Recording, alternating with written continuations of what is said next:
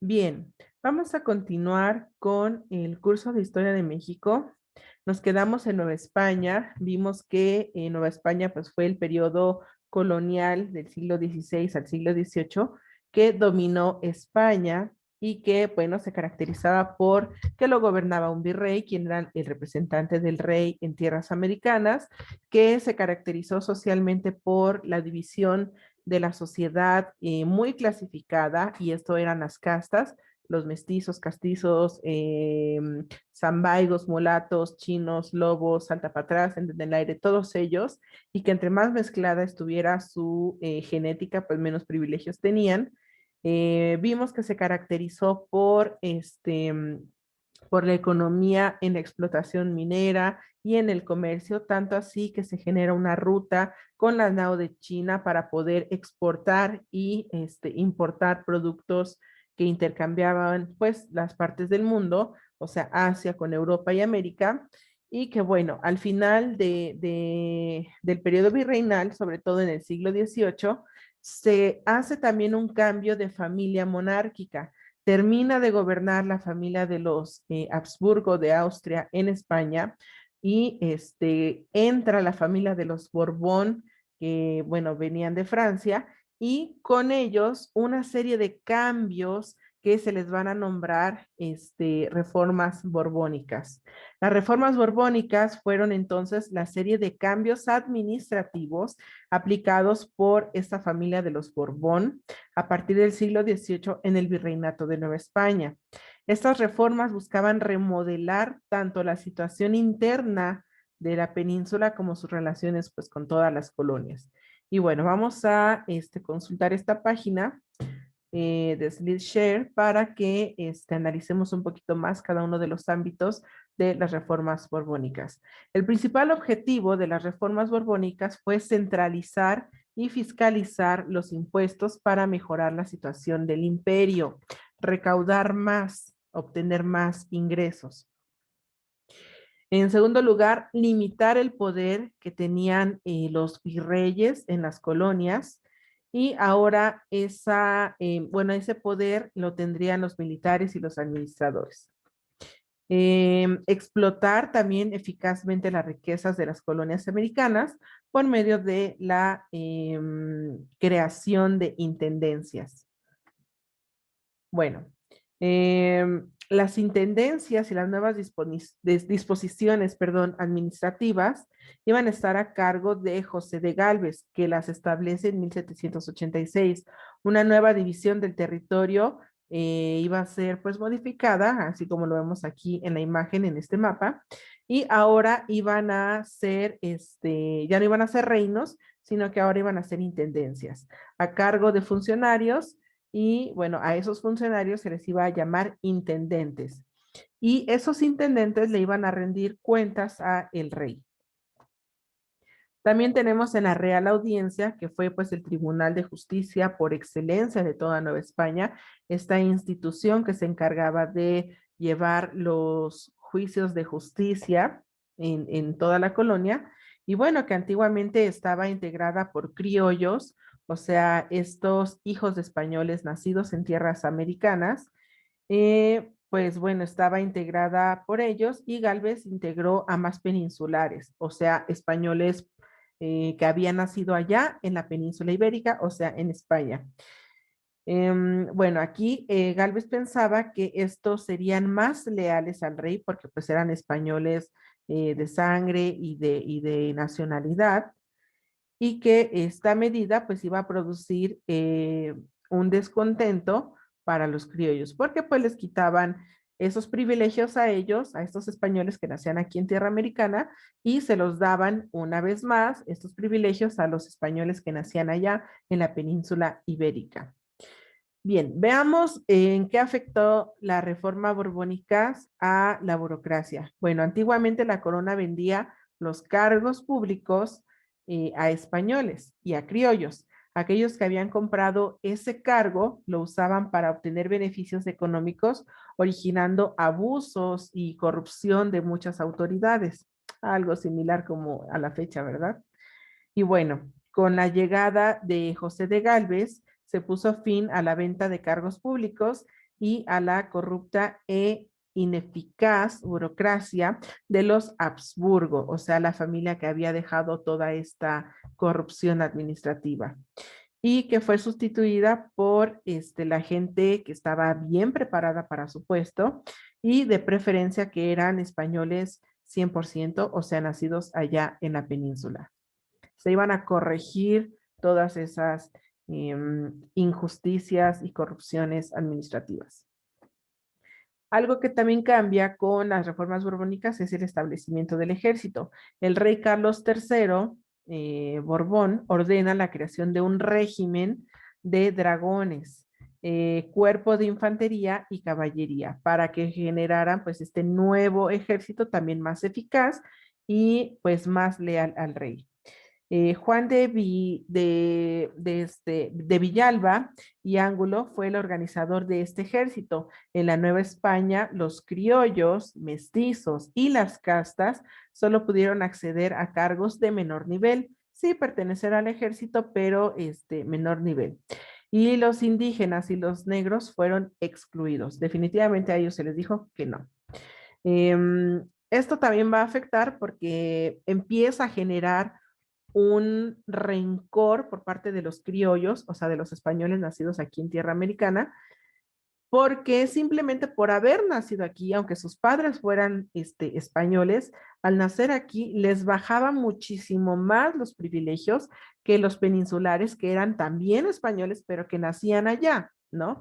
Y decían, bueno, pues es que somos también españoles de sangre pura, ¿por qué no podemos tener ciertos cargos políticos? Y bueno, eso empieza a generar entonces este rencor de los criollos hacia los peninsulares, porque les van quitando ciertos privilegios. Por ejemplo, podían ser sacerdotes, más nunca cardenales, podían ser capataces, más nunca los dueños de las haciendas, ¿no? Entonces, sí podían tener cargos importantes, pero nunca, nunca los jefes, vaya. Bueno, tenemos reformas al sistema de comercio. En 1778, estamos hablando ya de finales del siglo XVIII, se expide el decreto de libre comercio que daba fin al monopolio del puerto de Cádiz en España y al poder del consulado de comerciantes en la Nueva España. El consulado de comerciantes era la institución que junto con la Casa de Contratación de Sevilla se encargaban de fiscalizar, o sea, registrar todo lo que entraba y salía de España. Por eso eran pues importantes. El billullo estaba ahí con ellos. Los comerciantes de las colonias pudieron entonces adquirir barcos, se exportó la grana de cochinilla, este insecto que ha permitido al mundo tener el color rojo en las telas, por ejemplo. Y bueno, otro producto muy importado de la colonia de Nueva España fue el azúcar y la plata. El fortalecimiento del clero secular. Bueno, tenemos dos clases de cleros, el regular y el secular. Eh, Aquí el nuevo rey, Carlos III, limitó el poder de la Iglesia Católica, quedando prohibido construir más conventos y bueno, el Estado requisó las propiedades de la Iglesia Católica, empezó a recolectarlas. Hay algo que se llama bienes de mano muerta, que son pues terrenos o propiedades que no se usan, que no se les saca provecho y como no producen nada y no benefician, se les conoce entonces así como bienes de mano muerta. Eso los gobiernos, tanto aquí los Borbones, como después lo veremos con la Guerra de Reforma y Benito Juárez en el poder, ya como presidente, 100 años después, veremos también que hacen toma de estos bienes de mano muerta para ellos sacarle provecho y beneficiarse económicamente. Y bueno, también en 1767 se decretó la expulsión de los jesuitas de España y sus colonias. Los criollos que habían ocupado la mayor parte de los puestos fueron sustituidos por españoles. Fíjense, si de por sí ya los criollos le traían un poquito de rencor a los españoles, pues con esto aún más, porque muchos fueron sustituidos simplemente por ser criollos por españoles que sí habían nacido allá en la península ibérica. Y bueno, eh, hay que mencionar que las órdenes religiosas pues obtuvieron bastante poder en la colonia, en el virreinato. Por ejemplo, acuérdense, la primera orden religiosa en llegar a América después de que Hernán Cortés conquistó el Imperio Mexica fueron los franciscanos. Después de los franciscanos van a llegar los dominicos, los agustinos, los capuchinos, las carmelitas descalzas y los jesuitas, siendo los jesuitas los que más se van a expandir por todo Nueva España. Y ellos, pues, se encargaban de darle talleres a los indígenas, de evangelizarlos, enseñarles el catecismo, de enseñarles la lengua, el castellano, el español, y pues de tener contacto con estas culturas. Así que aquí los jesuitas tenían bastante control en la educación de los indígenas y de eso se dan cuenta la familia de los Borbón y los expulsa en 1767, ¿no? Los saca de Nueva España. Bien, la transferencia de la riqueza y el deterioro de la economía novohispana.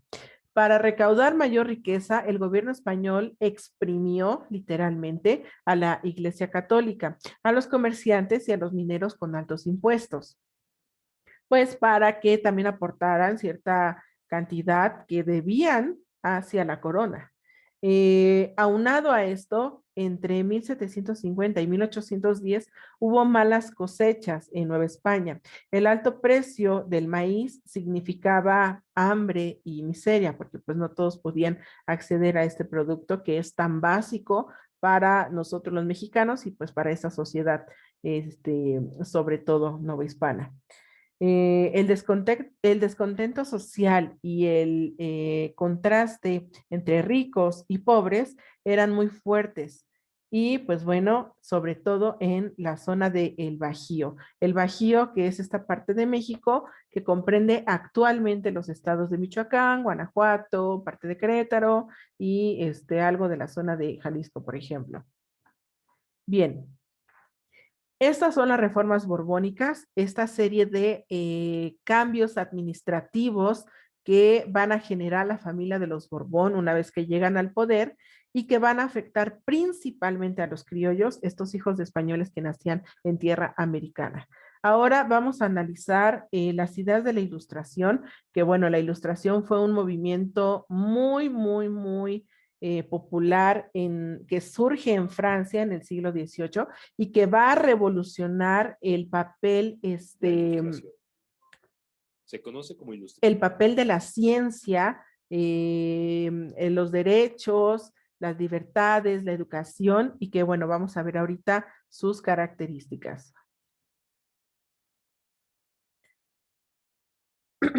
Estamos hablando del siglo XVIII. Ajá, fue en este siglo donde llegan los Borbón a gobernar España y donde este movimiento intelectual, conocido como Ilustración, porque va a iluminar a la sociedad, también se va a llamar el siglo de las luces, va a nacer en Francia y se va a expandir y a popularizar rápidamente pues por toda Europa.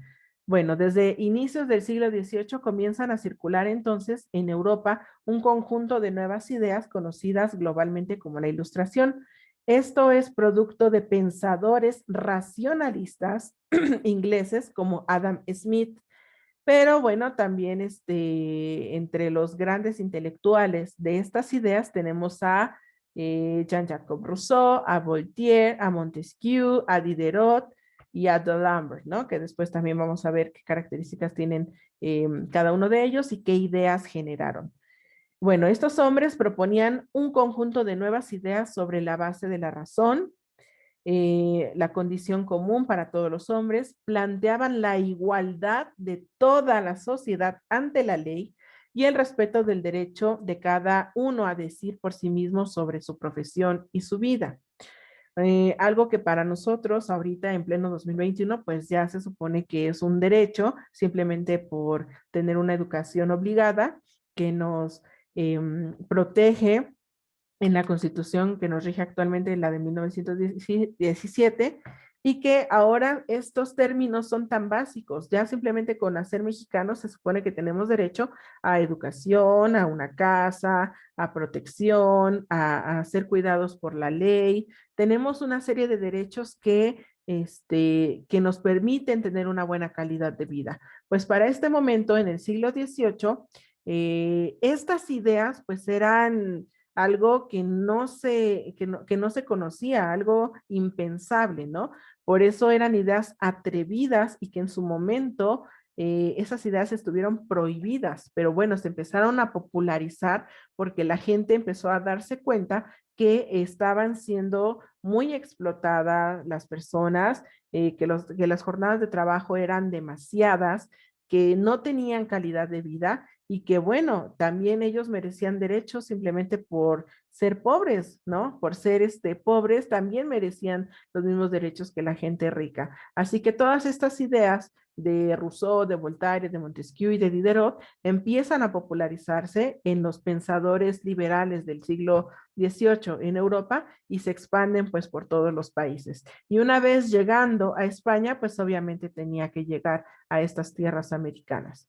Bueno, ¿qué características tenía como tal la ilustración? Tenemos el empirismo. Los ilustrados contrapusieron su fe en la experimentación para poder conocer el mundo y conseguir el progreso. Esta gente decía que la base de la sociedad, para que la sociedad avanzara, se necesitaba la razón, la ciencia para generar ese progreso. Tenemos el criticismo, que pues era someter a la crítica racional todo el conocimiento que se tuviera en el momento. También el deseo del conocimiento una característica de la ilustración.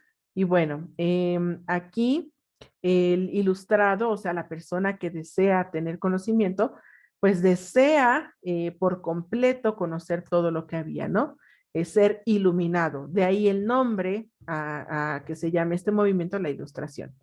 Tenemos el utopismo, que es esta aplicación de la razón en todos los aspectos de la vida humana y que permitirá una mejora constante de la sociedad y un progreso económico y cultural ilimitado. Otra característica es el progreso y la felicidad. Bueno, aquí el ilustrado a lo que aspira como objetivo prioritario es a conseguir la felicidad en este mundo. La felicidad era algo que no se pensaba. Una persona no puede ser feliz simplemente por querérselo, ¿no? Siempre tenía que estar trabajando o bajo las órdenes de alguien más.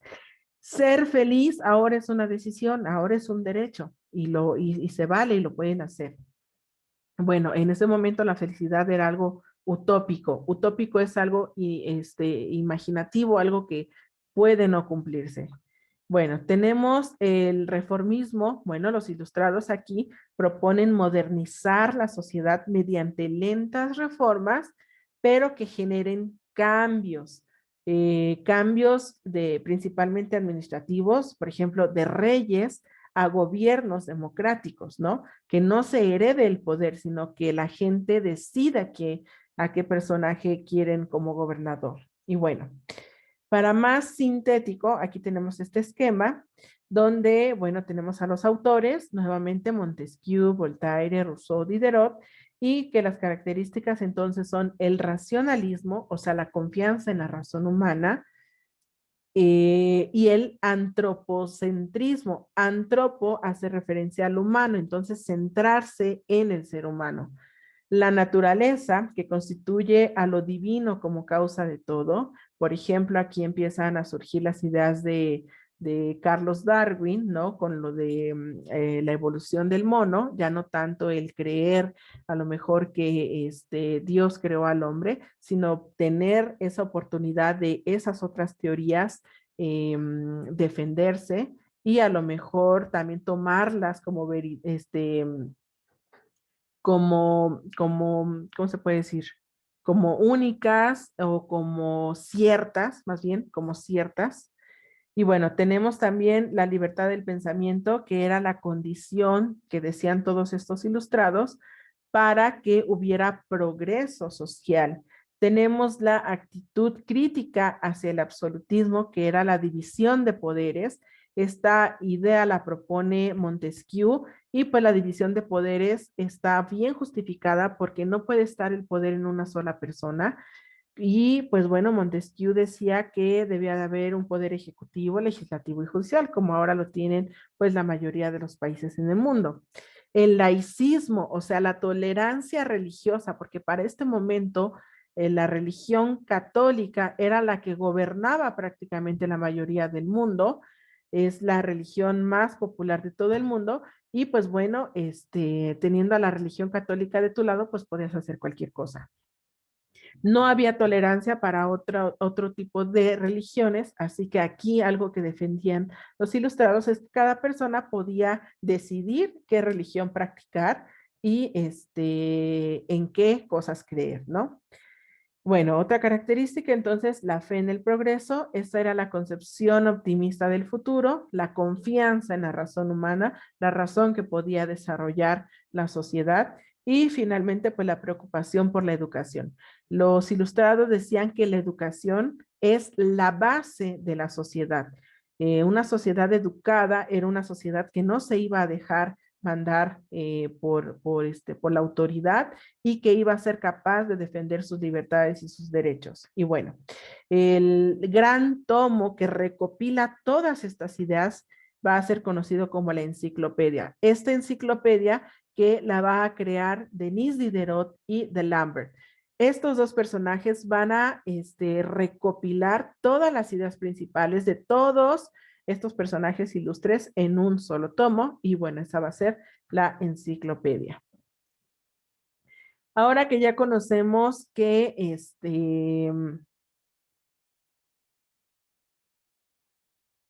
qué eran las reformas borbónicas y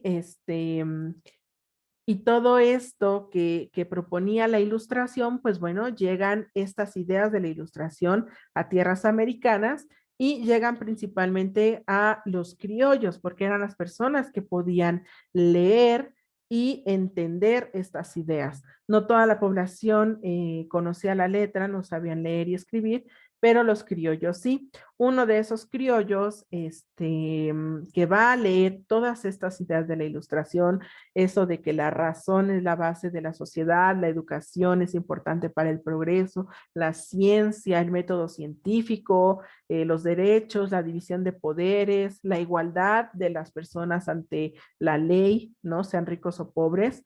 Llegan a estos criollos de aquí de Nueva España y uno de ellos es Miguel Hidalgo. Miguel Hidalgo, uno de los personajes más ágiles e inteligentes que ha tenido la historia de México y que, bueno, pues este personaje era políglota, hablaba varios idiomas, español, latín, lenguas indígenas como náhuatl, purépecha, ¿no? Y también hablaba francés, lo que hacía que él al leer las ideas de la ilustración no las leía traducidas, sino que las leía en su propia lengua. Por tanto, conocía mejor el significado de lo que querían comunicar estos ilustrados y pues bueno, esta literatura, debo comentar que estaba prohibida en territorio novohispano, ¿no? Así que en su casa de Hidalgo, por ejemplo, se encontraron bastante literatura prohibida del momento, que pues eran ideas de la ilustración, ideas que iban en contra de la corona española, quien tenía pues todo el control y que beneficiaban únicamente a los españoles peninsulares, o sea, los que nacían allá. Y bueno, historiadores han apodado a la Casa de Hidalgo como la Francia chiquita, por ejemplo, ¿no? Porque han encontrado un sinfín de literatura muy avanzada para la época, con todas estas ideas de los derechos, de la igualdad, de la educación, del progreso, de la ciencia, etc. Y bueno, empiezan a gestionarse una serie de reuniones acá en Nueva España, pues para comentar toda la situación que estaba pasando en España, esto de la nueva familia que estaba gobernando, de cómo la sociedad acá en Nueva España se estaba deplorando cada vez más división, se estaba marginando, había mucha carencia social, mucha desigualdad, muy poca calidad de vida. Y bueno, recuerden que los criollos también tenían este rencor hacia esos peninsulares que se estaban llevando todo el premio, pues básicamente, ¿no? Y que simplemente los criollos por nacer aquí, pues ya les bajaban todos esos privilegios. Así que todo eso van a ser causas que van a empezar a gestionar en estos grupos donde se reunían los criollos para dialogar y comentar la situación política de España y todo lo que pasaba en la sociedad, pues se van a empezar a gestionar esas reuniones y se van a convertir en conspiraciones, en reuniones para empezar a organizarse en contra de la corona. Y que bueno, tuvimos varias en Nueva España, las principales son las de Valladolid, que ahora actualmente es Morelia, Michoacán, y la de Querétaro. Estas dos conspiraciones eran las más populares, y eran las que también más comunicación tenían. Ellos empezaron a gestionar una serie de peticiones y ellos planeaban negociar con la corona. Una vez que ellos negociaran con la corona española, si la corona les decía que no, pues entonces planeaban hacer un golpe de Estado en diciembre, por ahí de 1810.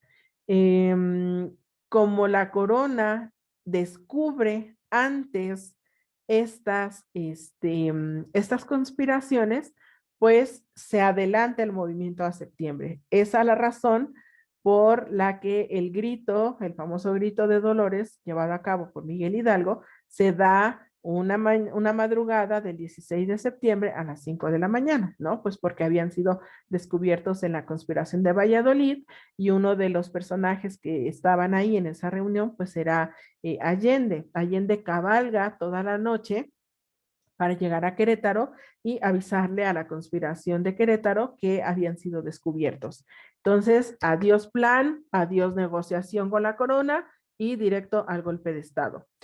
Hidalgo era un personaje sumamente querido por el pueblo, porque pues imagínense que un cura les hablara en su idioma, les digo que hablaba lenguas indígenas, así que pues era muy querido por el pueblo y pues la gente en cuanto Hidalgo toca la campana en la madrugada, pues salen a la iglesia, ¿no? Pues algo importante a esa hora, pues ¿qué está pasando? Y es cuando Hidalgo pues menciona esto de mexicanos, unámonos para defender nuestros derechos, viva la Virgen de Guadalupe, porque pues ante todo eran católicos, muere el mal gobierno, abajo los gachupines pues eran los españoles pues que hacían la barba a la clase alta y a los que estaban en el poder, ¿no? Entonces, de ahí el grito, por ejemplo. Y bueno, vamos a consultar este artículo de muy interesante que se llama Independencia de México, todo lo que tienes que saber para comentar un poquito más acerca de las características y el proceso de independencia.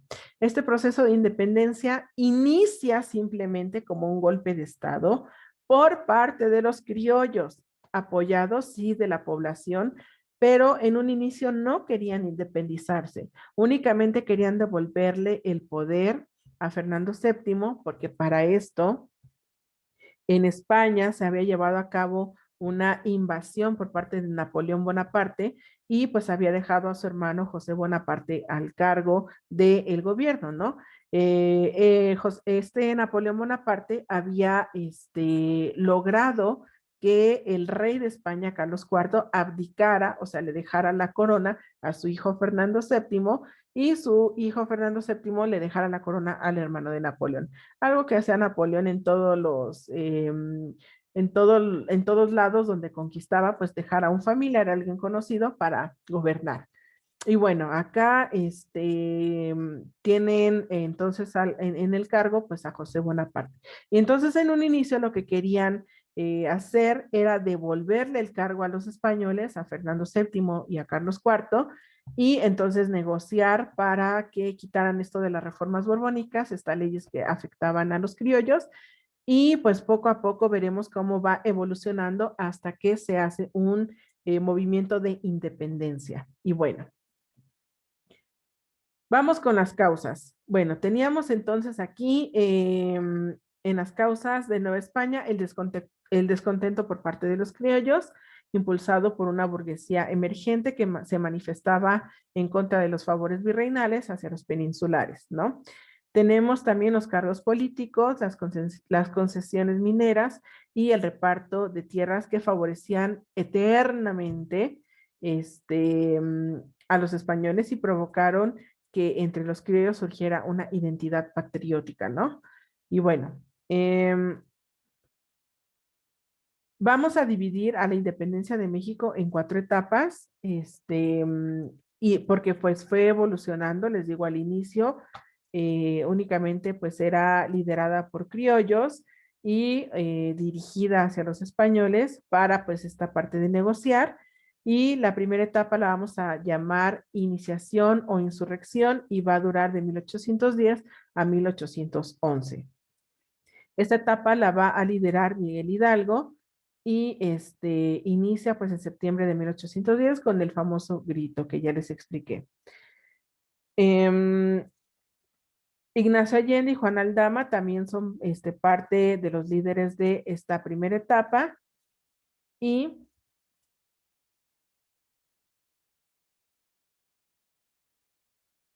también pues son los principales combatientes del movimiento que inicia en Guanajuato con la campana de Miguel Hidalgo y se expande por todo el Bajío, Guanajuato, Michoacán, ajá, hasta alcanzar Morelia, Guadalajara, el Estado de México y seguir hacia el norte.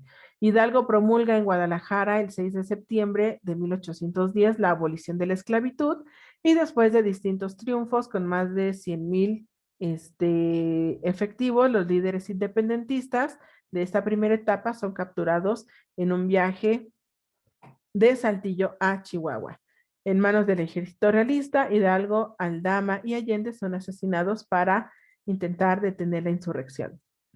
Debo agregar que las cabezas de estos 4 personajes son degolladas y las cuelgan en unas jaulas donde las van a poner en la alhóndiga de granaditas para intimidar a todos aquellos que se estaban rebelando pues en contra de la corona.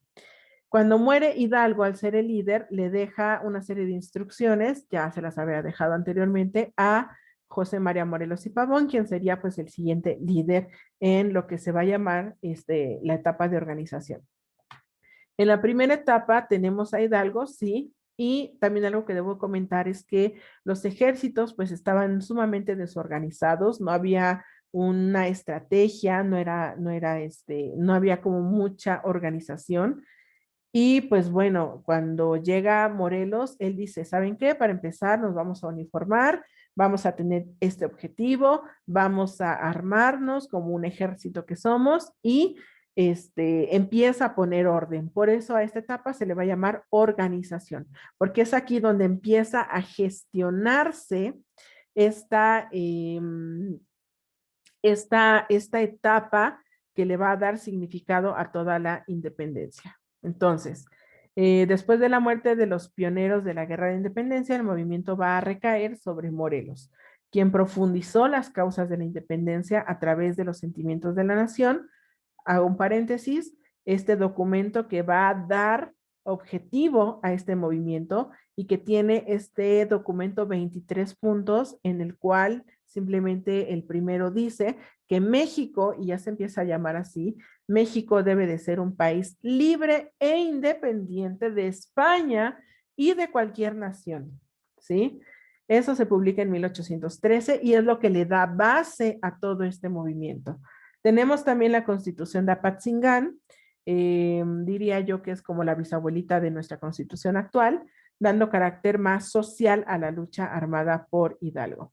Después de 5 campañas militares dirigiendo a un ejército insurgente, disciplinado, organizado, que creció en número e influencia en el sur del país y que contaba con líderes como Vicente Guerrero, Mariano Matamoros, Juan José, Pablo y Hermenegildo Galeana. Morelos es capturado y asesinado a finales de 1815, provocando el final de esta etapa en Ecatepec, que ahora lleva su apellido, Ecatepec de Morelos, ¿no? porque pues ahí es fusilado. También debo comentar que Morelos pues tiene una batalla importante, bueno, tuvo batallas muy relevantes para la guerra de independencia, pero una que fue importante pues fue la toma de Acapulco, porque obviamente Acapulco siendo el puerto principal de Nueva España, controlándolo, pues obtenían recursos y suministros pues para continuar con esta guerra. Hay dos bandos en la guerra de independencia. Tenemos a los insurgentes, que son todos aquellos que van a luchar por la independencia, y vamos a tener a los realistas, que son todos aquellos que defendían a la corona española. Bien, cuando muere Morelos, vamos a tener entonces la tercera etapa que va a ir de 1815 a 1821. Y bueno, en esta etapa es el momento más convulso de la causa insurgente y ocurre después de la muerte de Morelos. El movimiento independentista sufre bajas y merma su influencia, pues tras una feroz contraofensiva por parte de Juan Ruiz de Apodaca, que iba a ser el nuevo virrey de Nueva España. Eh, Apodaca otorga el perdón a los insurgentes que así lo desearan y lanza distintos ataques contra los grupos que resisten y al mismo tiempo se radicalizan a través de una guerra de guerrillas. Esta técnica, guerra de guerrillas, es atacar al enemigo desde diferentes puntos. Eso es una guerra de guerrillas. Y bueno, durante esta etapa, Vicente Guerrero, Guadalupe Victoria y Francisco Javier Mina serán los líderes del movimiento, ¿sí? Se llama así a esta etapa porque es la más larga de las cuatro, es 6 años de lucha, donde literalmente resistieron a los ataques del virrey de Apodaca, ¿no? Y finalmente tenemos la etapa de la consumación, esta etapa que va únicamente 1821 y que al finalizar aquí la etapa de la resistencia, los líderes de los insurgentes y de los realistas, que serían Vicente Guerrero y Agustín de Iturbide, pues se dan un abrazo en Acatempan, pactando pues el fin de la guerra, ¿no? Ya estaban cansados los ejércitos, ya no había más por el que pelear, ya estaba siendo derrotada. Aparte, pues España no era la única independencia con la que estaba luchando. En toda América Latina se estaban dando independencias en Nueva Galicia, perdón, en Nueva Granada, en Río de la Plata, en el Virreinato del Perú, se estaban dando también sus independencias. Entonces, pues eran varias guerras las que estaba luchando España. Y pues bueno, acá el fin, digamos, la luz al final del túnel que empieza a surgir, pues es con este abrazo de Acatempan, ¿no? Este abrazo simbólico para quedar en paz los ejércitos y finalizar con toda esta guerra que ya había durado pues 11 años. Y bueno, 11 años después del inicio de la guerra de independencia, la desarticulación insurgente y el cansancio comienzan a mermar el levantamiento armado.